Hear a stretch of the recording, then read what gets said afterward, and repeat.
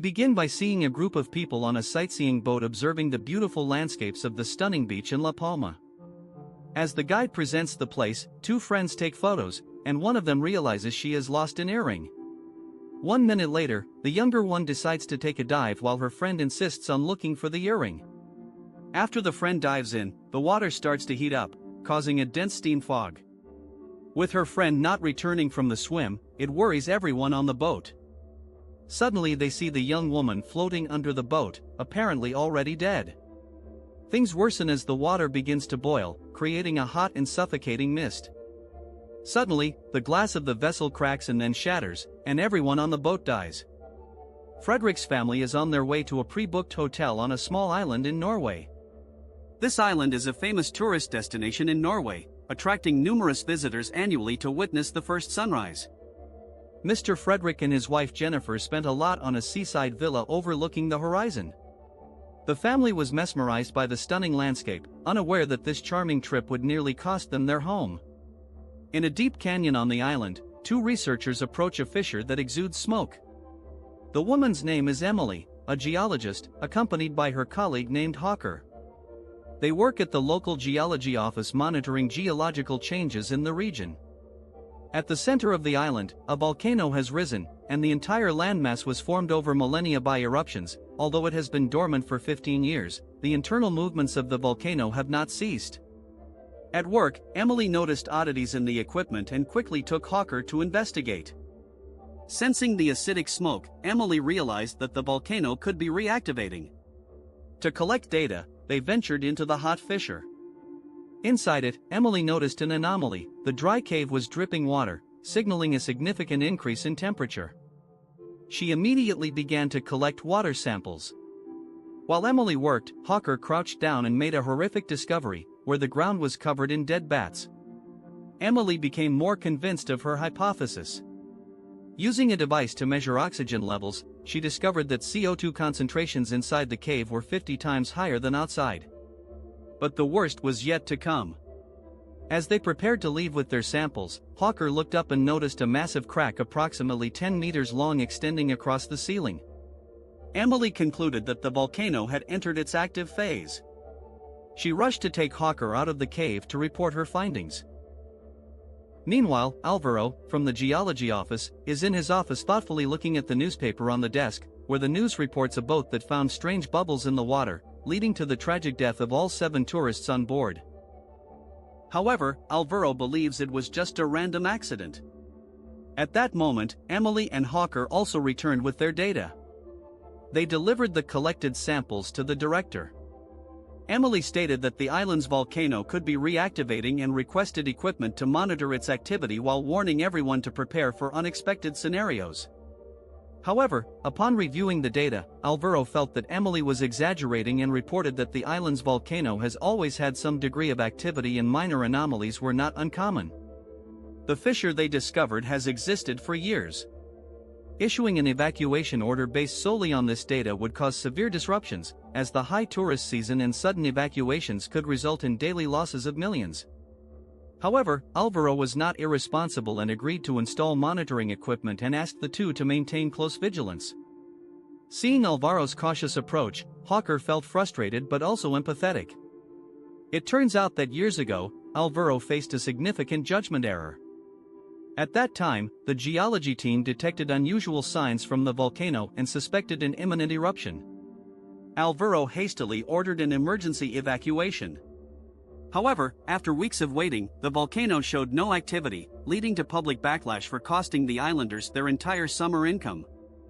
Even so, Hawker believed that Alvaro was underestimating the volcano's power. An eruption would send ash clouds hundreds of meters high, covering the entire island in 3 minutes. However, the most terrifying threat was not the volcano itself, but a massive fissure stretching across the entire island. A new eruption could cause the slope to slide into the sea. Knowing that the island could sink during the eruption, Emily realized the terrible risk. While Alvaro refused to evacuate, he was still deeply concerned about the recent activity of the volcano.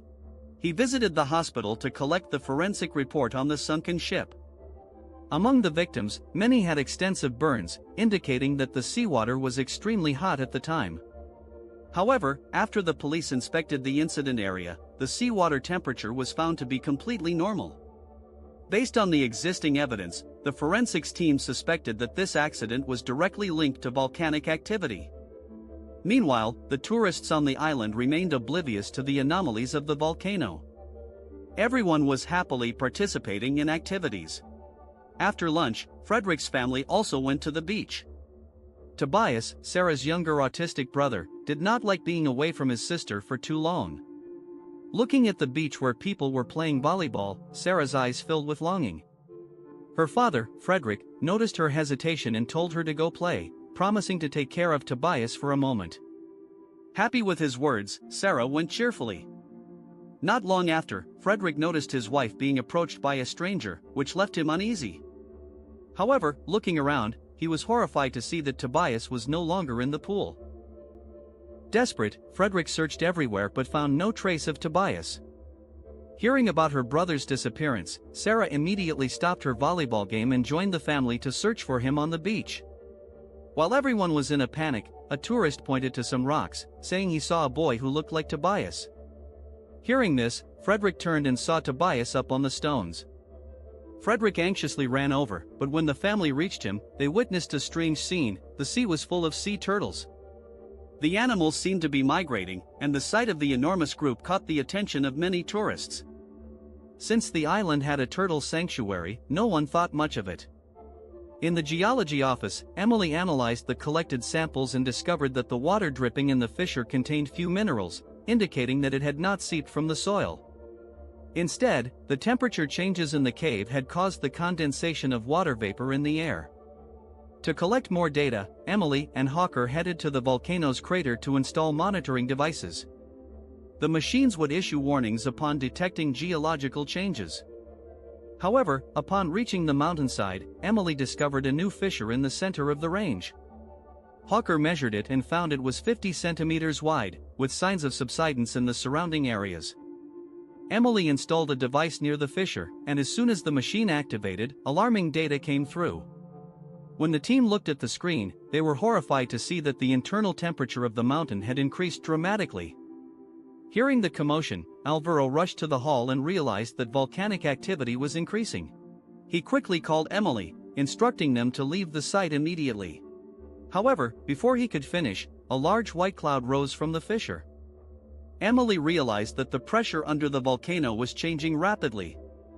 If the volcano erupted, the consequences would be catastrophic. They quickly descended the mountain and, on the way, encountered a group of people heading up.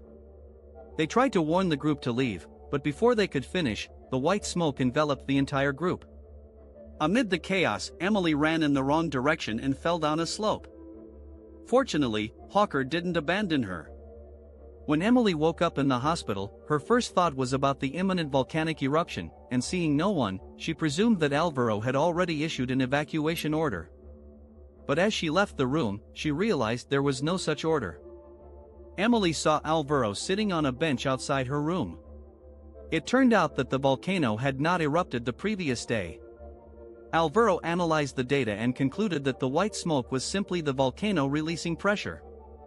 Once the internal pressure had decreased to a safe level, he decided not to issue an evacuation order. Hearing his explanation, Emily couldn't contain her frustration.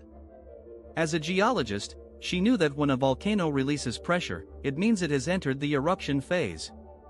The fissures at the summit couldn't release all the pressure. Emily instructed Alvaro to issue an evacuation order immediately, warning that if the volcano erupted, it would be too late. However, despite Emily's insistence, Alvaro still refused. He was concerned that his findings might lead to another false alarm, like years ago. It wasn't about fearing dismissal, but the immense cost of evacuating the entire island, far beyond what they could bear. Annoyed that Alvaro only cared about costs on his computer, Emily persistently insisted that the volcano was about to erupt. She demanded that Alvaro alert the entire island, threatening to disclose the information online herself, even if she faced backlash if the volcano did not erupt. Eventually, Alvaro proposed a compromise. He took Emily to City Hall to meet with the mayor's secretary, Ms. Mary. However, upon hearing about the possible eruption, Mary's reaction mirrored Alvaro's. She even argued that the island's inhabitants wouldn't believe any data, and unless the volcano were smoking or shaking, they wouldn't leave. Emily felt trapped but remained determined to make the information public. After some consideration, Mary proposed a solution, which was to publish the data in the newspaper to alert residents about the possibility of an eruption. They could then monitor the data daily to decide if evacuation would be necessary, preparing the residents and facilitating an evacuation if needed. Although dissatisfied, Emily reluctantly agreed to this plan. Meanwhile, at the beach, Sarah was talking to her new friend named Charlotte. They even planned a volleyball game later. However, when Sarah opened her phone, Charlotte noticed a video on social media of Sarah showing her playing volleyball the previous day, with a very offensive caption. It turned out that a boy from the game had secretly filmed Charlotte because he thought she was pretty. Charlotte misinterpreted it, thinking Sarah was complicit, and left angrily. Confused, Sarah tried to explain, but Charlotte was already gone. Discouraged, Sarah returned to the hotel. Back in her room, Sarah heard her parents arguing about trivial issues. She heard her father, Frederick, dissatisfied with her mother Jennifer's conversation with a stranger the day before. The fight between them grew in intensity, even bringing the children into it. Hearing her father's criticism, Sarah felt even more disheartened. She called her Uncle Jack and asked him to book a plane ticket to leave the island. Knowing Sarah was upset, Jack immediately guessed that Jennifer and Frederick were fighting again. He wanted to call Jennifer to check on how she was doing, but couldn't reach her because her phone was on silent mode. Unable to contact his sister, Jack helped Sarah book the flight. While Sarah was packing her things, the geology office issued an alarm. Emily ran to the main hall and witnessed a horrific scene. The pressure under the volcano had spiked dramatically. Emily predicted that the volcano would erupt within a few hours and instructed Alvaro to issue an evacuation order immediately. Realizing the gravity of the situation, Alvaro quickly informed the mayor, who confirmed the danger and ordered the evacuation. However, no one noticed a plane taking off from a runway at the base of the volcano. Learning of the impending eruption, the pilot wanted to abort the takeoff, but since the plane had already left the ground, he tried to speed up to reach a safe altitude before the eruption. However, at that moment, the volcano unexpectedly erupted. A huge black plume obscured visibility, preventing the pilot from changing course. The plane was engulfed in ash, and its engines were damaged, eventually causing the aircraft to crash near the volcano. Meanwhile, Jennifer took her phone to call Sarah and Tobias to prepare them for the evacuation. But when she checked her messages, she saw a text from Jack saying that Sarah had boarded a plane to leave the island. Jennifer and Frederick panicked and drove to the accident site. When they arrived, rescue teams were already there, and many tourists had joined the rescue efforts. Fortunately, the captain managed an emergency landing, saving most passengers. Jennifer searched frantically but could not find Sarah. From the rescue team, they learned that some passengers in the front row were still missing, and Sarah's name was on the list. Devastated, the couple returned to the hotel, preparing to receive their daughter's remains. However, when they arrived at the hotel, they found Sarah sitting on the sofa watching TV with Tobias. In fact, Sarah had boarded the plane, but just before takeoff, she became worried about Tobias and decided to stay. At that moment, Charlotte sent a message apologizing for misinterpreting the video. Relieved to clear her name and concerned about her brother, Sarah decided to go back. Seeing their children safe, Jennifer and Frederick sighed in relief. Later, Sarah meets with Charlotte and explains how her message had inadvertently saved her life. Charlotte was shocked by the story, and the two gradually reconciled. But Frederick's family had no idea that an even greater disaster awaited them. In the geology office, Alvaro had simulated the consequences of the eruption, and the results were grim. The volcano would cover the entire island. Alvaro proposed an evacuation during the night, but the politicians at City Hall hesitated. After the initial eruption, the volcano silenced temporarily, causing them to doubt the accuracy of the simulation and suspecting that pressure had decreased, possibly halting volcanic activity. Despite Emily's attempts to convince them, she failed. Losing her patience, Alvaro ordered the geology team to leave the island immediately. Emily returned home to take her brother with her but discovered that he had been arrested by the police for causing trouble after drinking. Emily tried to explain the urgency of the eruption. She instructed the police to evacuate before dealing with the case. But they said they hadn't received an evacuation order. Refusing to give up, Emily fiercely argued with the officers. Although they released her brother, they detained Emily for spreading false rumors. Despite her efforts to explain, she remained in custody. Meanwhile, Jack was sleeping at home when he received an urgent call from a colleague at the Foreign Office. They informed him that the volcano on the island had erupted and the situation was critical. Jack rushed to the office, which was already crowded with people. During the meeting, Jack learned that the previous eruption had created a fissure over 200 meters long across the island. Spanish geologists predicted that geological changes could cause landslides and tsunamis. The worst part was that the landslides could intensify the eruption, escalating the disaster to its peak. Looking at the simulation results, Jack was horrified to remember that his sister Jennifer and her family were still on the island. After the meeting, Jack quickly checked the flights and found that all flights in the area had been cancelled. Even ferry routes were avoiding the region. However, he found a ferry near another island adjacent to lava, scheduled to depart in 20 minutes. On the island, Jennifer was still oblivious to the danger. Feeling guilty for often neglecting Sarah's emotions, she decided to spend quality time with her daughter. Just when Jennifer was about to enter the water, Jack called, warning her of the urgent situation. Hearing his warning, Jennifer realized the gravity of the threat and quickly began packing her family to leave the island. While packing, Sarah remembered her friend Charlotte and wanted to find her so they could evacuate together. However, Charlotte was not at the hotel and her phone was not answering. Jennifer warned Sarah that there was no time to search, and reluctantly Sarah left the hotel with her family. As they reached the hotel entrance, Frederick noticed a small pickup parked nearby, and with the driver occupied, he signaled for the family to get in, then started the vehicle and left before the driver could stop them. After a few minutes on the road, they arrived at the port, where a ferry was about to depart. However, as the family prepared to disembark, Frederick noticed the pickup driver running after them. He told Jennifer to take the children ahead while he stayed to deal with the driver. After resolving the situation and paying compensation, Frederick hurried but arrived too late, and the ferry had already left. Meanwhile, Charlotte, still sitting on the beach, saw a missed call from Sarah. When she called back, Sarah urgently warned her that she needed to leave the island immediately due to the volcanic eruption and the possibility of a tsunami. Before Sarah could finish, the ground suddenly began to shake. Looking at the volcano's crater, they saw dense black smoke rising again. Only then did the tourists realize the danger and rush toward the port.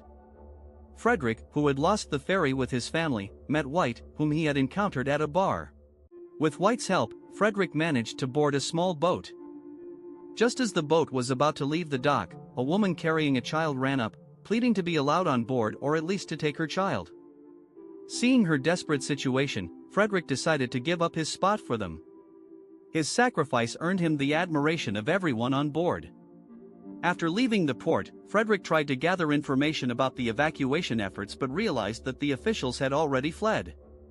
With no other options, he called Jennifer, asking her to take good care of the children. Meanwhile, in the geology office, monitoring equipment indicated a sharp increase in volcanic pressure. Alvaro immediately contacted the mayor, requesting an evacuation order. Witnessing the volcano's eruption, the mayor didn't hesitate and immediately issued a warning for the entire island. Eric, hearing the evacuation sirens, rushed to the station to release Emily. At first, the female officer on duty refused to release her, citing a lack of orders. However, when a male officer entered the room announcing that the volcano had erupted, she panicked and ran away. Eric seized the opportunity, grabbed the keys, and unlocked Emily's cell, also freeing another inmate in the next cell. Outside the station, Eric and Emily found Frederick, who had just discovered that there were no more boats at the port. Eric revealed that he had a hidden speedboat on the beach behind the mountain and invited Frederick to join them. Fortunately, the speedboat was well camouflaged, and no one had found it. But as the three prepared to leave, the freed inmate unexpectedly appeared with a gun. Assuming he wanted a spot on the boat, Eric invited him to board, but the man insisted they leave and declared that the boat was his. Eric refused to back down and lunged at the man. During the struggle, the gun accidentally fired, injuring the young man. Emily rushed to Eric, but unfortunately, the wound was fatal. Without hesitation, Frederick attacked the assailant, knocking him down with a rock and drowning him. Moments later, the man's accomplices arrived, but brave Frederick quickly seized the gun and took control of the situation. After securing the boat, Frederick and Emily departed, leaving the island behind. Meanwhile, Jennifer and the children managed to catch the last flight off the island. However, before boarding, Sarah spotted Charlotte in the crowd. She told her mother and brother to board first while she went back to get Charlotte. Since Charlotte hadn't bought a ticket, she couldn't board. Sarah gave Charlotte her father's boarding pass so she could leave, but as soon as the plane was about to take off, Jennifer realized that Sarah had not boarded. Worried about her daughter, Jennifer decided to go down with Tobias to find her. Unbeknownst to Jennifer, Sarah and Charlotte managed to board just before the doors closed, leaving Jennifer and Tobias stranded on the island. Alvaro from the geology office and Hawker, who decided to stay with his friend, headed toward the volcano's crater to watch the molten lava bubble and overflow. Alvaro lamented not having acted with more determination, which left many unable to evacuate. However, it was too late for regrets. As the two prepared to share a bottle of wine that Hawker had brought, the ground began to shake violently. The eruption caused the western fissure of the island to collapse, sending millions of cubic meters of earth into the sea, triggering a massive tsunami. Emily and Frederick looked toward the horizon where the giant wave was coming from, realizing they had a maximum of 20 minutes until the tsunami would arrive. On board the plane, Sarah called Jennifer to inform her that she was safe. Relieved to hear that her daughter was okay, Jennifer was devastated for having missed the flight. At that moment, the news of the tsunami arrived. Jennifer and Tobias had no choice but to seek shelter. A government message arrived on their phones, providing coordinates for a safe zone on the opposite side of the island. A geologist had calculated that the terrain and structure of the island would protect this area from the tsunami, creating a temporary refuge. Jack, defying the Prime Minister's secrecy order, sent the coordinates of the safe zone to all residents of the island. The airport was on the opposite side of the safe location, and unfortunately, even being a high area, it would be the place to receive part of the impact from the massive wave. Sarah was with Charlotte, and seeing that the plane would not take off in time, they comforted each other. It wasn't long before the wave reached them. Immediately, people began to crowd into the designated area. Frederick received the same message.